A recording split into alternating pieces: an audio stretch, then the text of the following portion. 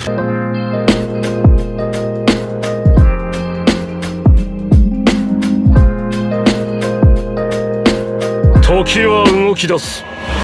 y'all, it's me, the Dr. Pepper guy, and well, first off, before I go on, I'd like to say Happy New Year to everyone. I hope y'all had a good holidays. I hope y'all having a good New Year, or had a good time with New Year's Eve.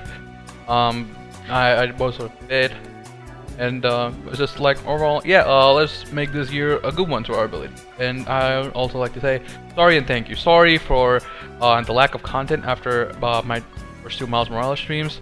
It's just that I kind of had something to sort out and I wasn't feeling well, so all of that. And honestly, I don't. One mistake that I did with this YouTube thing in 2020 was that I was rushing myself too much. I feel like I was making kind of a mistake of it. I was like, okay, let me make content when I feel like it, right? Because in the end, this whole YouTube thing, it's a hobby. Like my main goals are something else entirely. This is like a hobby, so let's treat it like that. You know what I'm saying? So yeah. Besides that, also thank you for 180 subscribers. Like the sub count jumped from like 174, 172, like something like that, to 180, and like yeah, absolutely thank you for that. 20 away from 200 subs, and I'll try to make up for the lack of content to the best of my abilities.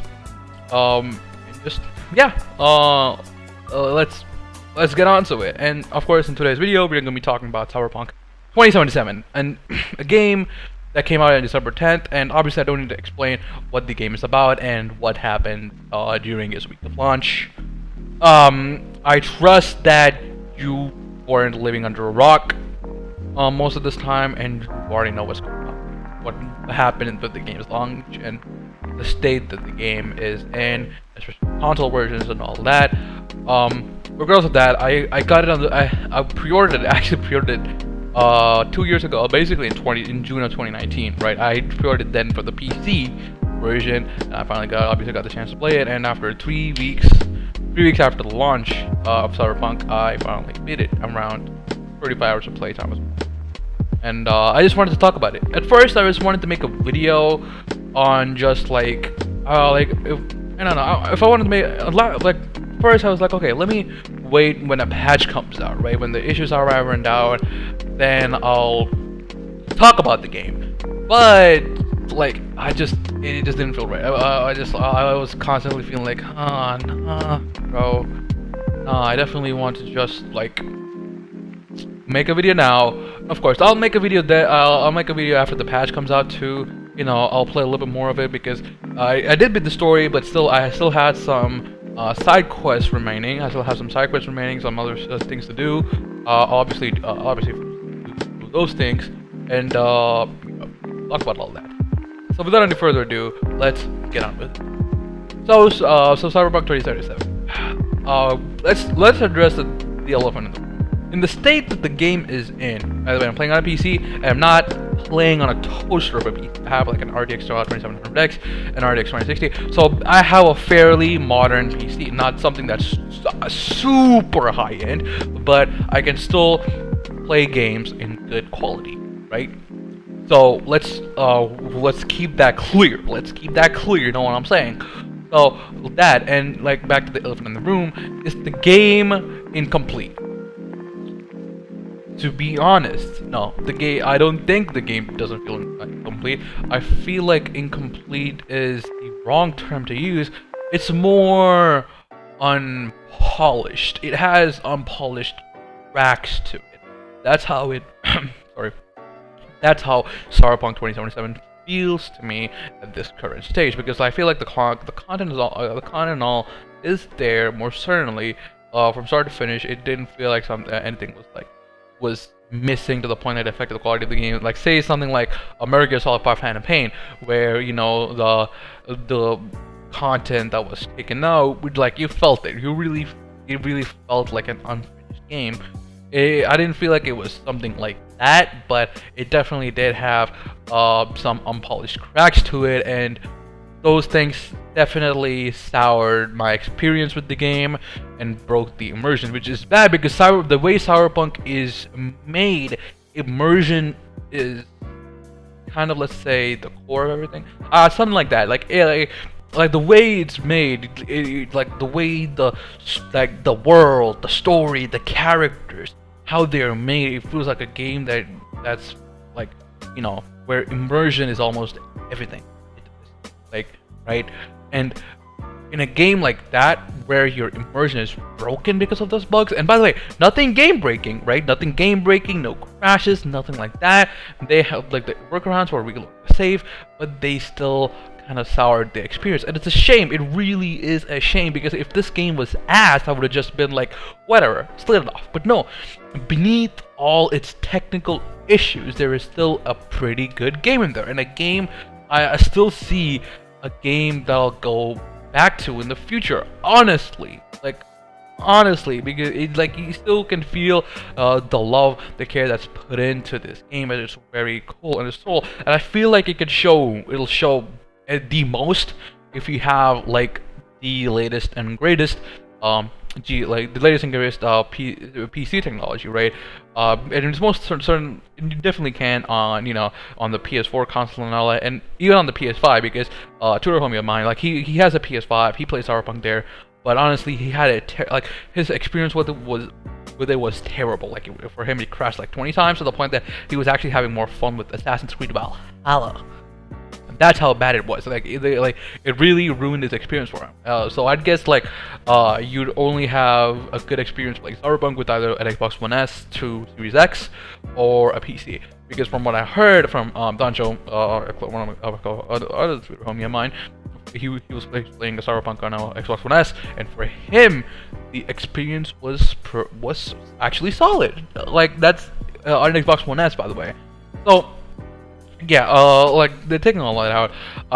Even like I said, even on PC, the technical issues were there, the bugs were there. While they were not anything game breaking, they were still bad, to the point that I felt like it definitely did affect the quality of the game. And like I said before, the core of the game is great, just like how the city is made, the atmosphere. Of course, granted that you put the correct graphic settings, right? Because if you prioritize only performance, then the game is gonna look like someone applied fucking moisturizer on your monitor. But besides all that, the way the world is designed and how the atmosphere is, it's amazing. It just like, and yes, there are some downsides to it, with the AI acting dumb, and that's no bug. That the AI, yes, it does act really fucking stupid, but I still feel like the upsides pull its weight in a really good way, right? It's just like, and of course it's not the biggest open world map, but it doesn't have to, because of how dense everything looks, and how just the open world is great. The open world is great. That's all I gotta say about the open world of this game, right? And just like the game, of course, the core gameplay. Well, let's talk about it shortly. So where do we start? Before, I guess, besides the gameplay, I guess we'll go to the story. So what I think about the story, I think honestly, yes, the story is engaging. I think the cast of characters stick to you. They're cool. Like the cast of characters are cool, and the side stories. While I didn't exactly beat all the side quests, like the side stories which have their own arc, I didn't beat all of them. But once I did go through, they had me, they engaged me, they stuck to me. I was really have a good time with them. And of course, the story, it isn't anything. I won't say it's something original, but I still feel like they're done in an overall interesting and engaging way, to the point that yes, yeah, it's pretty cool. And of course, the story is like something like 20 hours long. It's not super long. It's not long or anything. But it was great. And the ending was the ending I got, at least, was actually was nice. It actually smoothened the irritation I faced with the bugs I had in the game. I'm not going to hold you, but like I said, I'm not going to defend those bugs and whatever issues I had with the game. All that.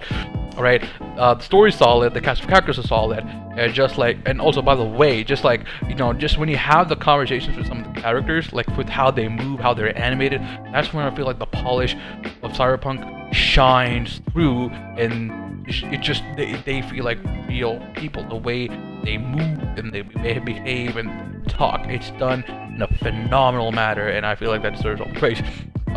So we have all that, and like I said, like I think from what I heard, there was also other side missions.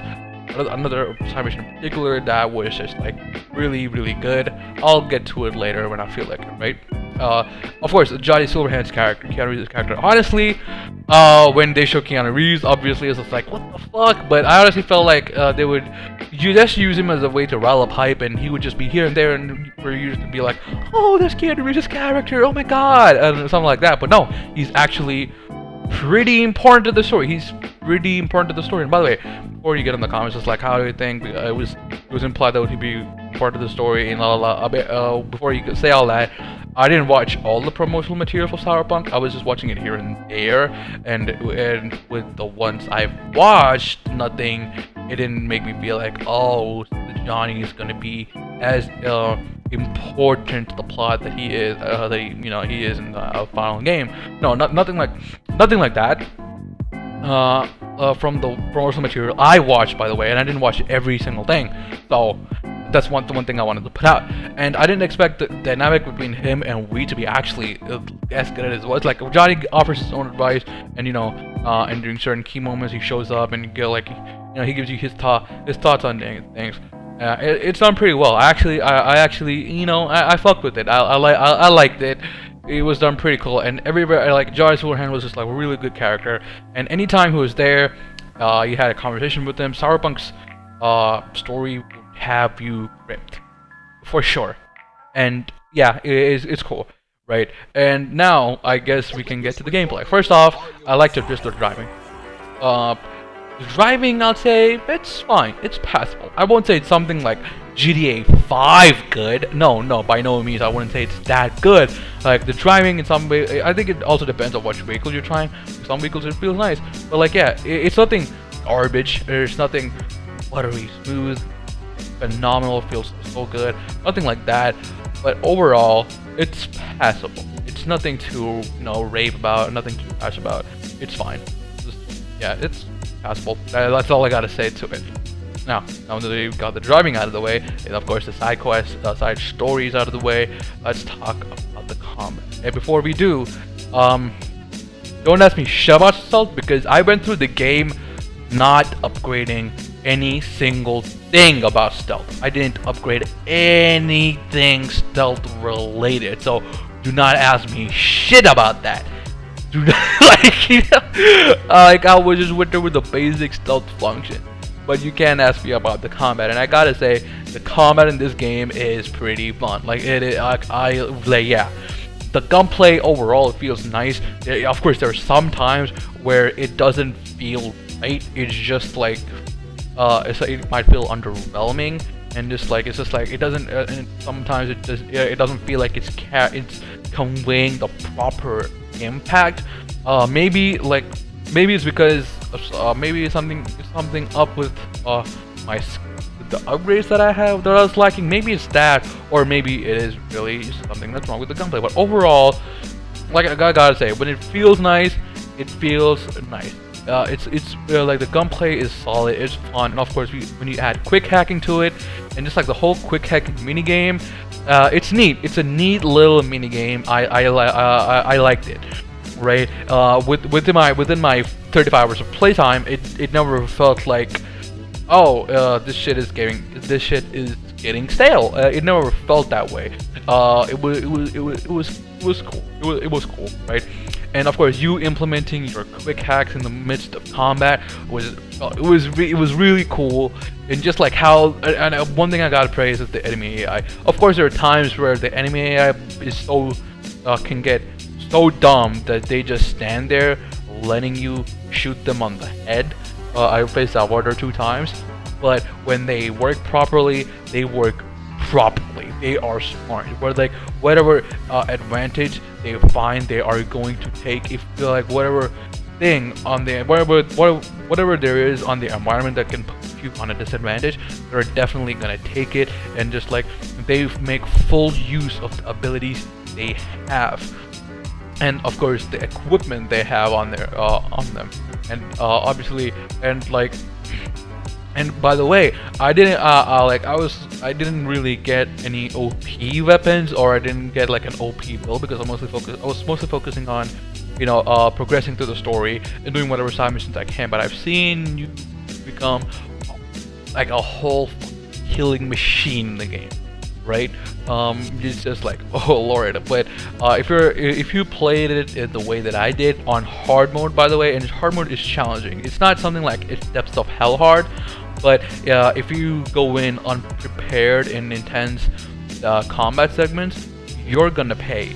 You're definitely gonna pay. You can't like, you gotta do a little bit of thinking, obviously, and you gotta be good at games. You gotta be good at games, and this is the third time, you gotta be good at games. If you're good at games, then you're gonna, obviously it'll feel challenging, but nothing that's just like, oh, this shit is impossible to pass through on hard mode. Nothing like that, right? I did play some segments on normal, and there were more on the easy side. Overall on hard, like I said, it's hard. It's hard. Like, hit it perfectly, but it's hard. Like I said before, the enemy AI is smart, and of course the boss fights. It's just like, damn, like, like some of the things. So there's some of the abilities that the enemies have at their disposal. Most of the times they have more than you do. Like the combat and planes that they have more than you do. Like you feel like Batman on this bitch when you like you feel like basically Batman versus Superman Batman on this bitch, where you just have your fucking Glock, you're shooting around, like you got the dang strap on you, it's just like shooting shit, and that boss fight is just like, it's like a whole fucking ninja. He's just like dodging shit like this, the fucking Matrix. That's how it basically yeah, it moves like that, and when you beat them,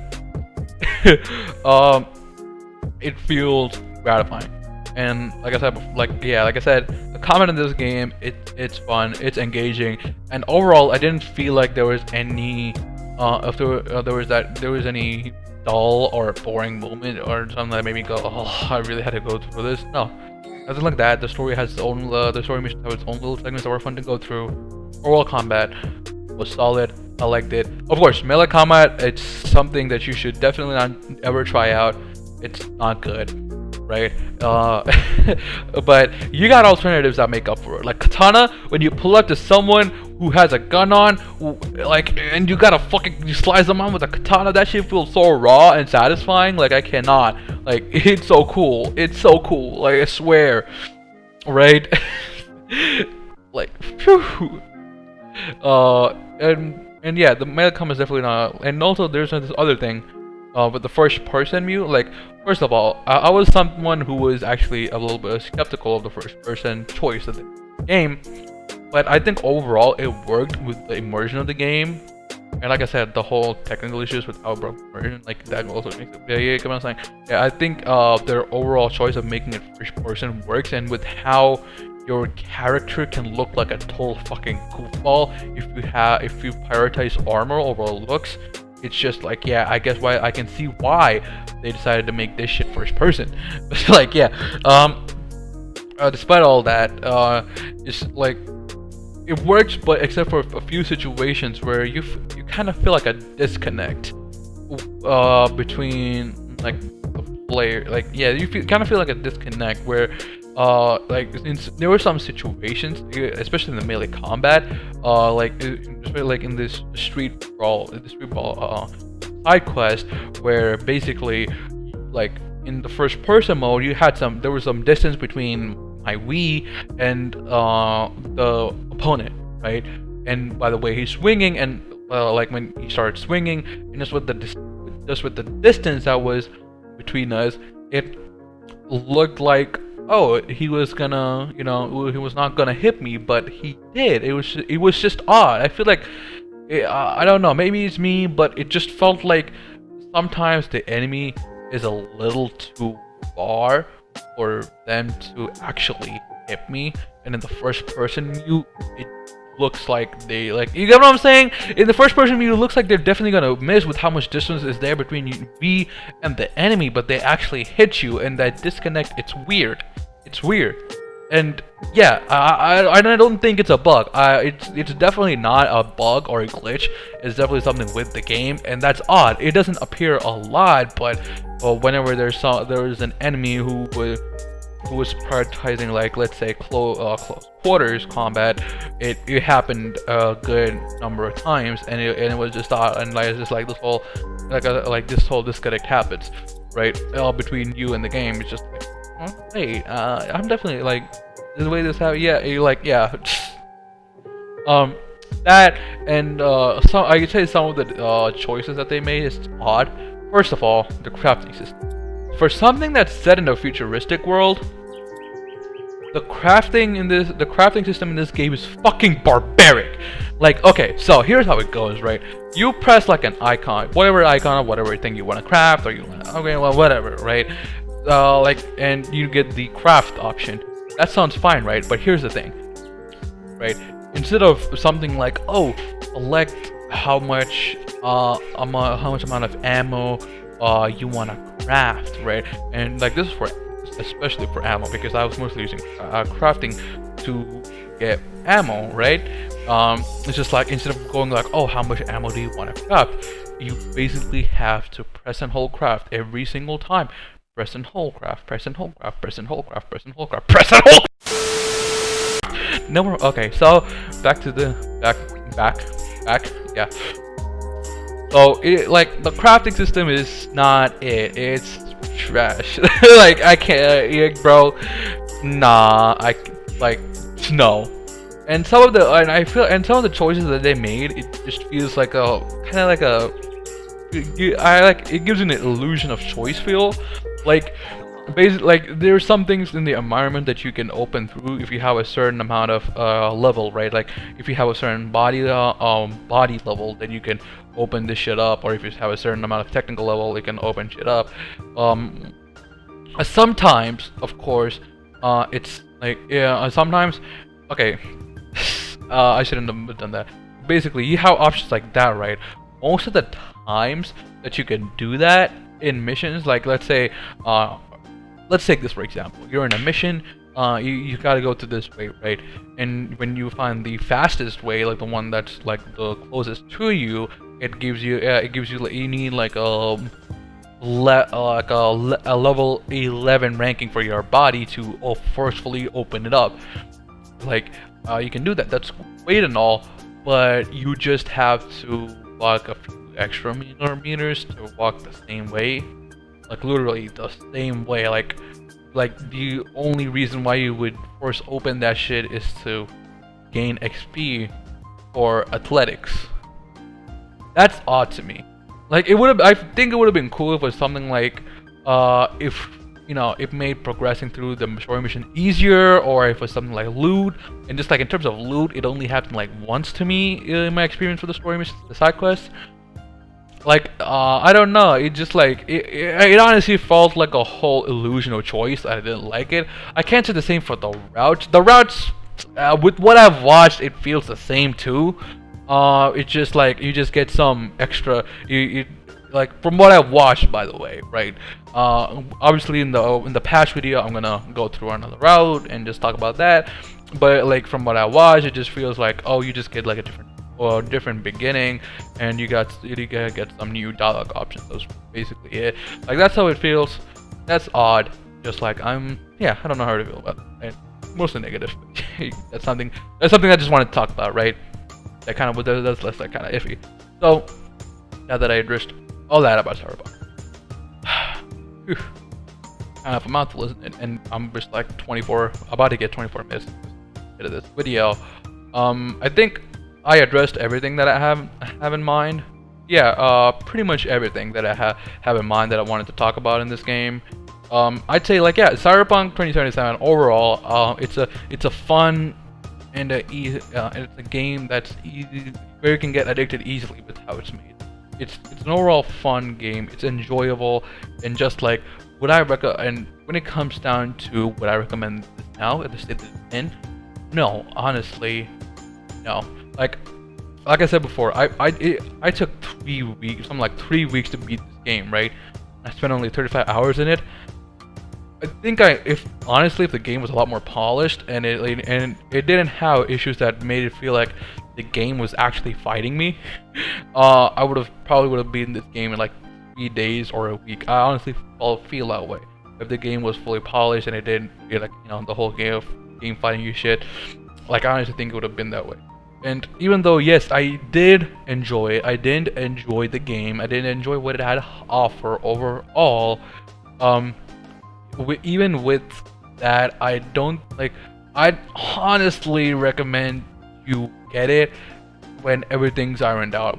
Probably February, because you know, if you look at the apology letter, February is the month where CD Projekt Red said, "Oh, this is like the final big patch where the current gen consoles are last gen consoles, whatever you want to call it. I think I'll call it current gen consoles until you know they end the cross-gen shit, right? I'll still call them current gen.